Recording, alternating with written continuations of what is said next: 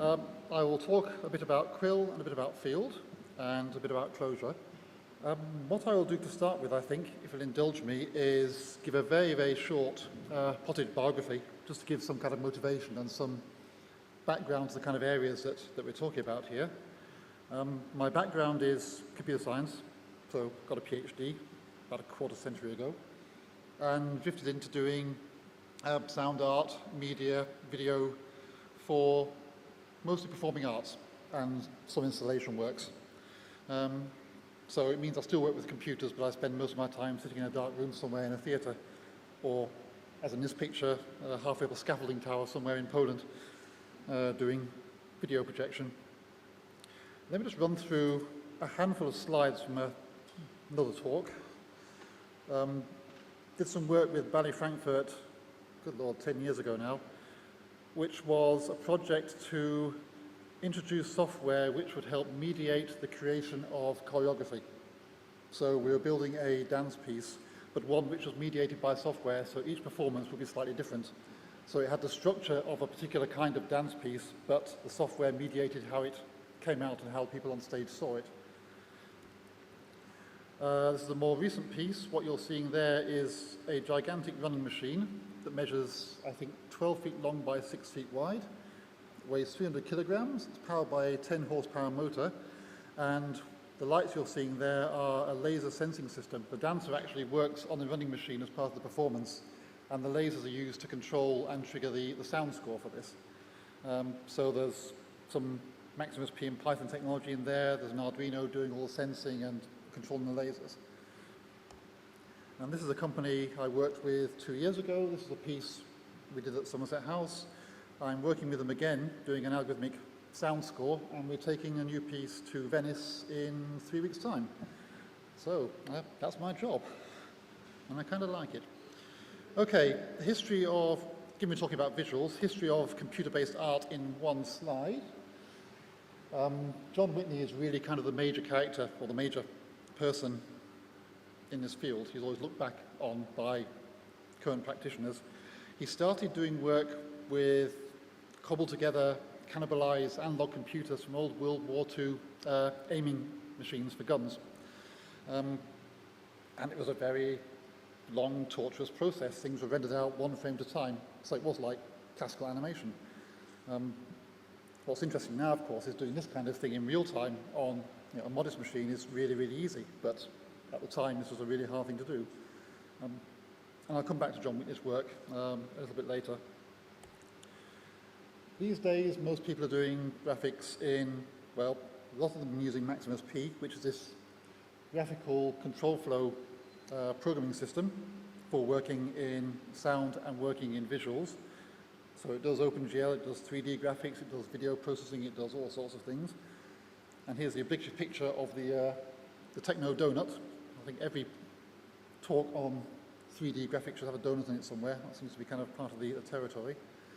So this is kind of a graphically based system where you're programming, but you're programming by assembling objects that communicate rather than by writing lines of text. And there's little systems, things like Quartz Composer, that work in the same kind of way. Conversely, you've got something like processing where, again, you're generating graphics, but you're doing it all in terms of some programming language, which in this case is essentially Java. So let's just look at some of that briefly. Can that be seen at the back? Some of the contrast is a bit low. Is that okay? Right.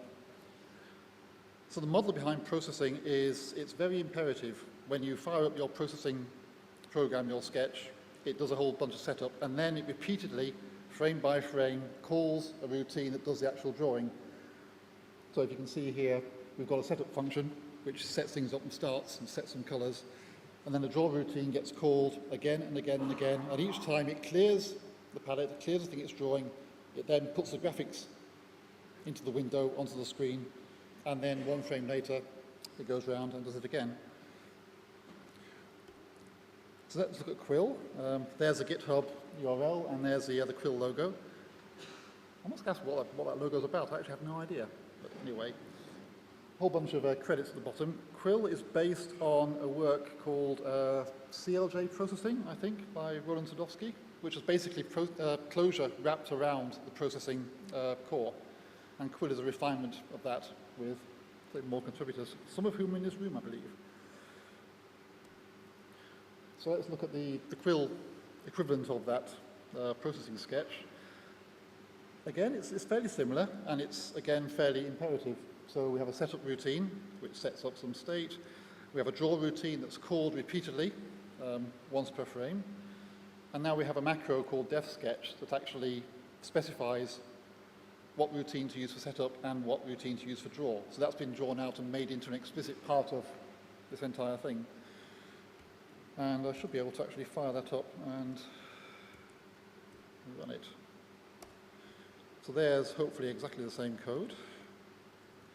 And if I just launch this guy, so nice, simple, drawing horizontal line that scans upwards. So what's interesting about this? Well, the draw routine, you see we have a bit of state in here. We declare ourselves an atom with a value 100. We call it y because it's representing the y-axis of the line. And every time through the draw routine, we swap in a new value, which is that y value decremented and then wrapped around by height. And the cool thing about working in Clojure rather than working in Java is being Clojure, you can actually patch it live. So I could, for example, let's take that y value there. So rather than drawing a line from 0, y to width, y, we'll replace that with, I don't know, y times 2. And I should just be able to bash that in. And all of a sudden, the thing is still running, but I've actually changed what the draw function does, and it's just kept going. And the reason for having the state variable done like this, rather than just saying def y atom 100 somewhere in a namespace, is, well, we might want to run a whole bunch of these things. And this lets us run them all independently.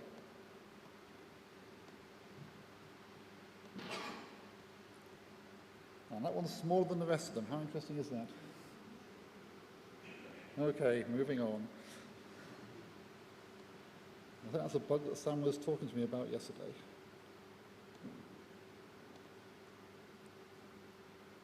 All right, so let's get rid of those guys.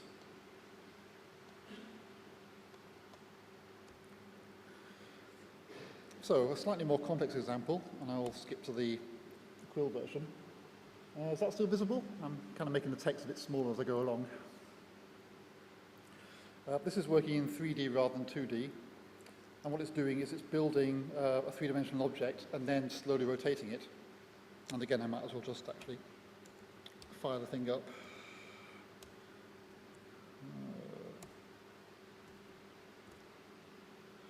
So what we have there is a cube or cuboid containing element cells which are themselves cubes. And you can see that there's a whole kind of color gradient going through the object. And the actual cube cells themselves are slightly transparent, so you can actually see all the way through from front to back. And even though the Quil code here looks like it's doing the same as the line version, so it actually says, right, for I, j, and k in a certain range, set the color, set the fill color for that cell, and then draw a box. This isn't being done actually in Clojure or in Java itself. These things here, where it says set color so-and-so, and then draw the box, is actually being translated into commands that go down to the graphics card. So it's the graphics hardware that's doing all the hard work of rendering the pixels, working out how transparent things are. And all that's happening in the Clojure and the Java side is that some numbers are being created for things like angles, essentially the mesh of this thing, which is really easy to compute. Then the graphics card does all the hard work of rendering out the colors and rendering out the transparency and so on. And that's a topic I'll return to shortly. So that's Quil. It's freely downloadable. And it comes with a whole bunch of nice simple examples for doing two-dimensional graphics, three-dimensional graphics, and so on. And as Sam pointed out yesterday, because Quil's written in Clojure and because Overtone's written in Clojure, you can bolt these things together and start doing integrated, combined visuals and sound at the same time without any nasty kind of impedance mismatch between a sound system and a video system. So for most of the artworks I've been doing over the last couple of years, I've been using something called Field, written by a very bright guy called Mark Downey, who's based in Chicago. And the OpenND group is a group that does a lot of gallery-based, very high-resolution video artworks. And they've worked with quite a few of the major dance companies in the US. They've worked with Wes Cunningham's company, for example. And they've been working with Wayne McGregor's company, Sadler's Wells. So they had a piece a few months ago where they were doing three-dimensional projection onto a gauze in front of a dance piece. So this is what Field looks like. And here I think I better actually zoom in. I will do in a second. What we have on the left here is it's essentially an animation timeline. So there's a whole bunch of things there, and you can see there's a red line going down the middle there, which is a line that moves in time. And each of these boxes contains a portion of code written in Python. So these things are like little scriptlets, scripts which are triggered when the timeline crosses them, and which then get repeatedly called as the timeline moves across, and then stop being called when the timeline moves beyond them. So this is kind of a sequencing environment where certain things become active at certain times and then cease being active when the timeline has moved past them. So in that way, it's a bit like the processing Quil model. Things are happening repeatedly, like 30 times a second or 60 times a second, and bits of code get executed to generate the graphics each time that call happens. On the right-hand side, what we're seeing is a small editing window that shows you the fragments of Python code inside whichever one of these animation units has been highlighted. And I first came across Field working with Wayne McGregor's company because he had already had a connection with the OpenND group. So I was brought in to work on a project where we were creating three-dimensional models which were animated, and they were being designed such that you could start with textual descriptions of choreography or movement tasks, turn those into three-dimensional models, of which this is a still image, and the dancers would then take these models and reinterpret them physically into choreographic moves. So this thing was part of the workflow of creating choreography and then refining it and filtering it down into final dance works. But since I've had a chance to learn enough Field and enough Python and all the other components of Field to do that, when we got commissions to work on some pieces in Europe, and this is a piece we showed in Poland and in Tallinn as well as the UK, it seemed like a reasonable bet to actually use Field again for that, because I kind of knew it well enough to be able to do that. So this is a photograph of a church in Torun, and it's a big projection piece. You can kind of get a sense of the scale there. And we had these two massive Barco projectors stitched across the church to get this effect. And it was part of the Skyway Festival. So you see on the right, you see people riding about in segways promoting it. I'll show some video of that. This is going to sound a bit loud, so I'll give you some warning. It's going to do something. I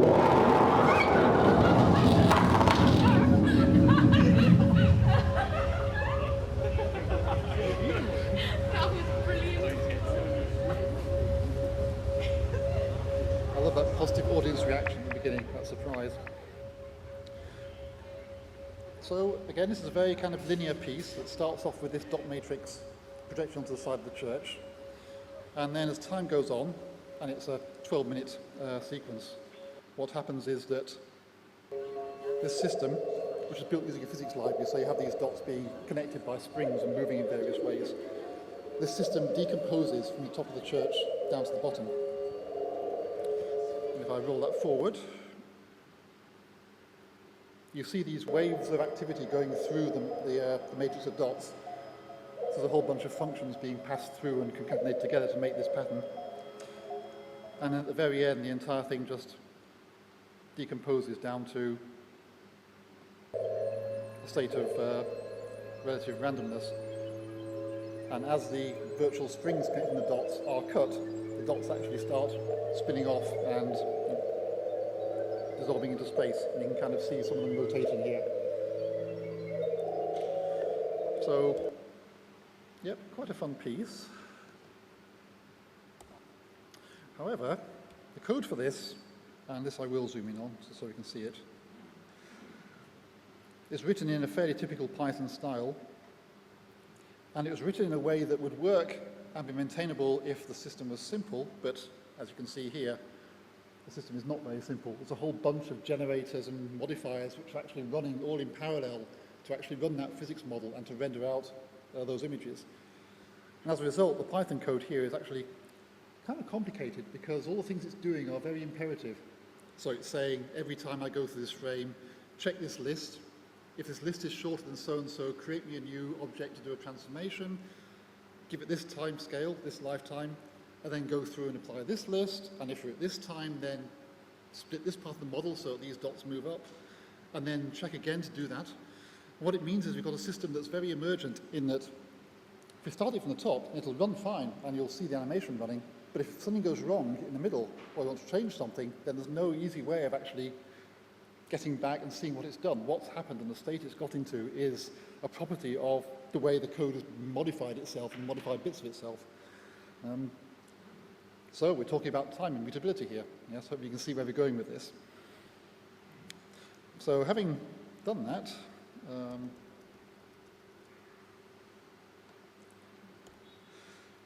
I came to do another project with the same technology, so it's more OpenGL graphics, and decided, well, given that I kind of got myself half strangled doing all this in Python, is there a way we can do this in Clojure instead? And if so, does that give us an artwork whose internal structure is easier to reason about and easier to work with? So this is a piece we did for the Kinetic Art Fair back in February. So, as I said, coming back to Whitney, we decided to do a whole bunch of pieces based on Whitney's original graphic work from the 60s, but modified and updated for contemporary computers. So I'll just run a bit of video of this. And what you're seeing here is, let me turn it down a second, a basic pattern called the Whitney rose, which is a line of dots from center to periphery, which you then rotate, and the dots further out from the center move faster. So what you get is a line that starts bending, and then as time goes on, these dots actually realign themselves in various ways. So this is what it looks like if you put a 30K lumen projector on a big concrete wall. It's a bit washed out. I hope that's visible for back. What I'll do actually is I'll fire up Field and actually run that on screen so we can see it a bit more clearly. And then we'll have a little look at the code. So it starts out, vertical line, and all the dots are the same color. So it's just very, very uniform. And then what you'll see here is the colors are slowly changing. So they were all orange to start with, and now they're slowly drifting into other parts of the color space. And the other thing that's happening is you see some of the dots are getting bigger, some are getting smaller, some are getting more opaque, some are getting more transparent. So the sense that this animation is built of a whole bunch of systems which are all gradually changing independently of each other. So it is taking Whitney's basic rows and stacking it up like a stack of plates, and then running each of these plates as a separate system with its own lifestyle, or its own lifetime rather. Okay. Let's see if I can stop the thing. So let me have a look at the code for that. Again, I'll zoom in a bit.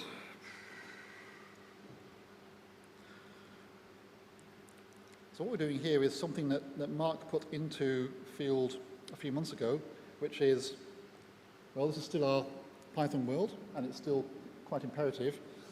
What we have at the top here is a bunch of Clojure.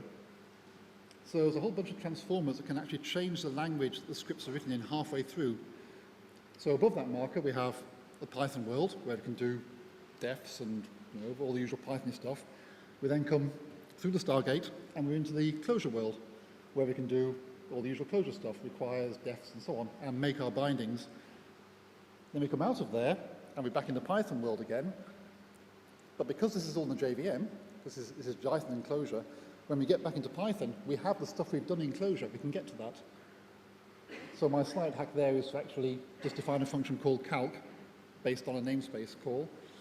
And then once we're into the Python world, we can call that, And what happens is the field transfers control through the Python way off into the Clojure, which is a Lineagon project somewhere else on disk, and then back again. And if we look at the Python code for that, this is the important stuff here. The rest of it is all just bookkeeping to do with printing and rendering out videos and so on for documentation use. That's the important part. What we're doing there is we're saying each time round to do a frame, the with part is essentially setting the OpenGL context, setting the graphics card up ready to receive the information it needs. Then we call Clojure.calc, which you can just about see there, and that goes into all the Clojure code, works out all the colors, all the positions of the dots, and everything else. What comes back is a few numbers. So position for each disk, RGB value, what color it is, size, transparency. We take that and we just draw the disk. It says d.repaint there. Repaint's actually a bit misleading. It's actually just taking those numbers and sending them through to the graphics card, and that's all that's happening.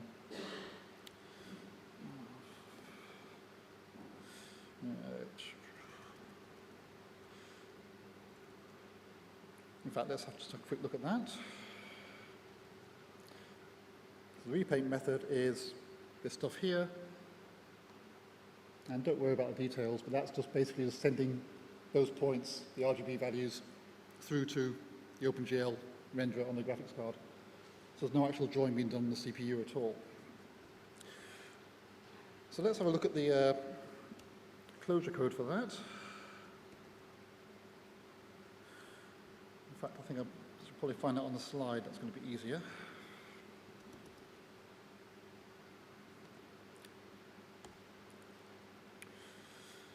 Again, I will zoom in slightly.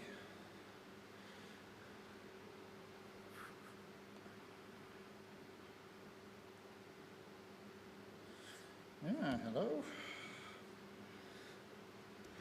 Yes, keynote and screen zooming don't live well together. So this is what the Clojure code looks like.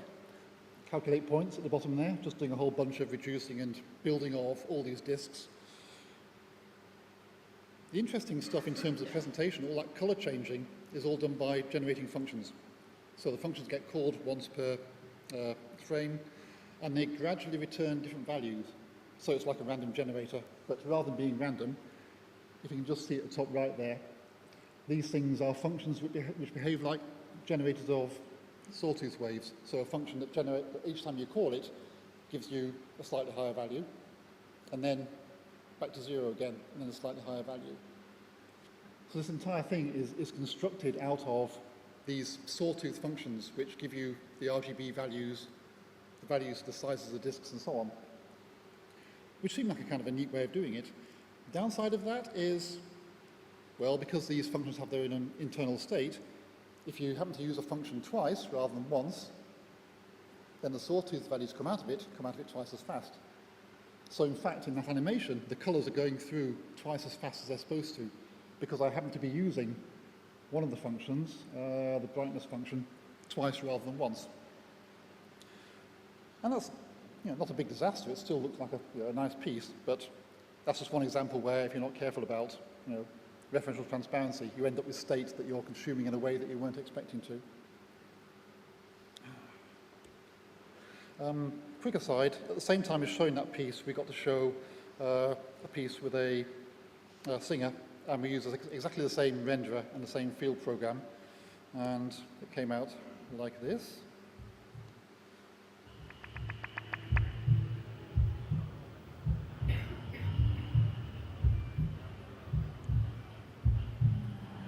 So we're taking the audio from the microphone, feeding it through Ableton Live into Max MSP, turning that into an OSC message stream, which then goes into Field, which receives the OSC message stream, so it's getting pulses telling it how big to make the disks.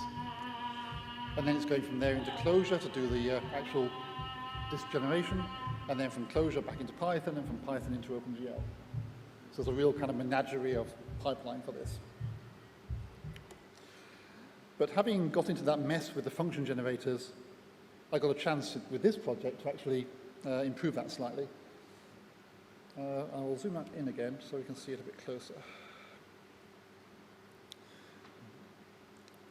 And here's where I'm going to apologize in advance for using protocols and def types and things, having learned from Stefan's talk yesterday. It's a bad thing. So this is my contender for worst Clojure code of the conference. But I was doing Python and Java at the same time, so that's kind of my excuse. So what we're doing here, let's look at the bottom of it first. We have a populate function, which gives us a new ring. So what's happening is that the audio system is actually sampling the audio, I think 10 times a second. And if it sees an audio peak, it says, okay, give me a new ring to generate and to draw. So we have a way of generating new rings, and they get put onto this atom, which is a list of the rings being drawn. And then we have this kick function, which is called repeatedly as part of the animator, which filters the rings. So if a ring has actually gone past its timeline, its lifetime, it expires. And then there's a rendering call, and the rendering call works out X, Y, Z. Actually, they're all in the center, so that's easy. And the RGB is calculated by lifetime, I think. And the size is calculated by lifetime as well. So rings start off small, and at the end of their lifetime, they are maximum size, and then they die. And there's some machinery in there as well for making the rings go at different speeds. So a ring that comes in as a result of a loud peak actually travels slower than one that comes in as a result of a small peak. So what you see is a phasing of the rings as they kind of go past one another, rather than just a kind of a simple ripple effect.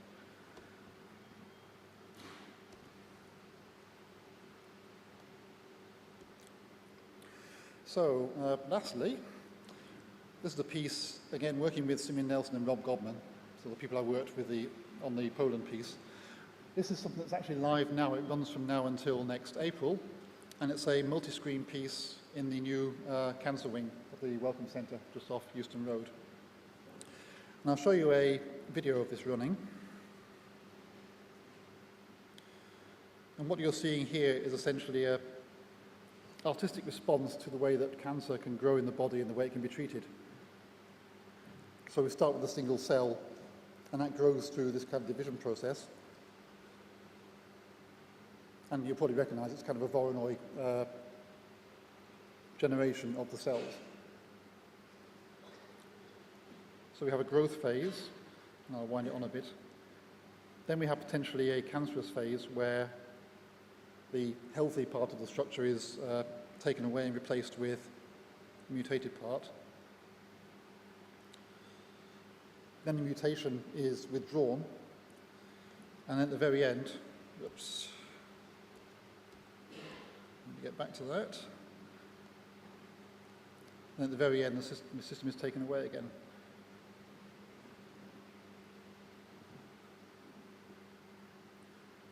And that's another example of, like the piece on the church, a system which is actually going through several phases, each of which is quite complicated. And I was trying to think, what's the best way of actually representing that in code such that we can build these things and have them do the right thing at each phase. And the actual piece runs 4 of those out of phase with each other, and it randomizes them as well, so you get slightly different shapes each time. And it kind of came out like this. And I've labeled it accidental monads because I wrote the code first and then was told by somebody, oh, you're just using monads, why not use this library? My excuse here is I did my postdoc at Edinburgh, the land of ML, rather than Glasgow, the land of Haskell, so we didn't do monads, it wasn't in our landscape. If we look at the top of this, that def type, and again, sorry, I'm def typing, is one of those phases of the animation. This particular one is the one that creates the tumorous cells. And the arguments it takes are many, but the important one is it takes a lifetime. So these things have a certain lifetime in frames, and they get called in through the animation with a frame number. And each one of these things can work out, okay, here's frame 419, am I still alive? And if so, whereabouts in my lifestyle should I be? Which part of me should I draw? And that you can move back and forth, so we can actually scrub back and forth and see how it behaves. And then when a phase finishes, what happens is a frame comes in saying, okay, here's the next frame, you finished, that's the end of your phase. And what this thing does is, if you can just about see further down here, if I've gone beyond the frame that I'm supposed to survive, then I make a tail call into the next one of me. So the tumor part of this does its work over a certain animation time, and then when it hits that end, it does a tail recursive call and says, right, give me the next generator of stuff, and that one then does the same. And then the code at the very bottom here is a whole bunch of stuff to compose all these things. So we have one for doing pre-roll, one for growing, one for the tumorous behavior, one for decomposing, and they're all bolted together, each one being a continuation of the one before it. And at the very end, you just take the continuation as being the entire function that starts the first one again. So we close the loop and we have these things cycling one another. And it's still kind of stateful, as in the system goes from one particular one it's running and then till calls to the next one, but it has a more kind of a sensible, abstract notion of what's happening over time, rather than functions that you're calling that kind of set things and return different values each time. As a result, this code is actually more maintainable than what we had before. And yep, that's kind of me, I think. Thank you.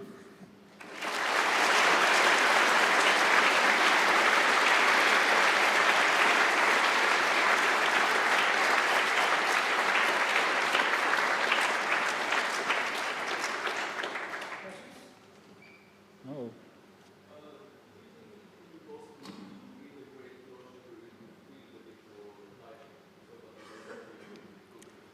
Okay, the question was, could you integrate Clojure into Field more tightly?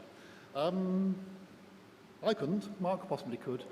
There's a lot of the design of Field is actually inspired by the way Python works. So there's lots of generators in there which do that kind of Python-esque partial application thing. There's probably about 10,000 lines of just Python code in there, which are actually running bits of Field behind the scenes. But Mark is certainly very keen on the sorts of things that Clojure brings to Field, so I think we'll see more of that. We tried Scala a couple of years ago and just kind of walked away from that as a disaster. So I think Clojure's probably got more to offer us. And you can see there, it's quite easy to actually go between the two. So working in a hybrid manner is actually productive as well.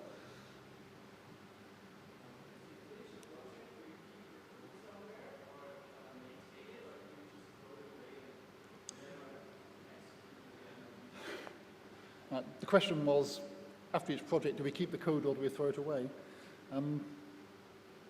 I have most of it lying around. I have a massive repository of code going back 10 years or more, some of which I can still run, some of which I can't.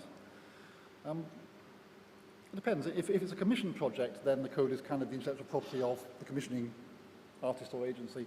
If it's something like the Whitney, then I just kind of put it on GitHub and let people play with it. And actually, I think Sam wants to do that Whitney version, that Whitney program in Quil, so we're going to have to talk about that.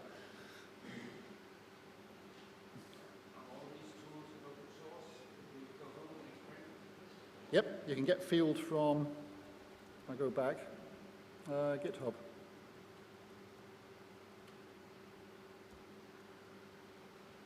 And there's instructions there for linking in Clojure and getting the Clojure interop working. Okay, thanks again. Thank you.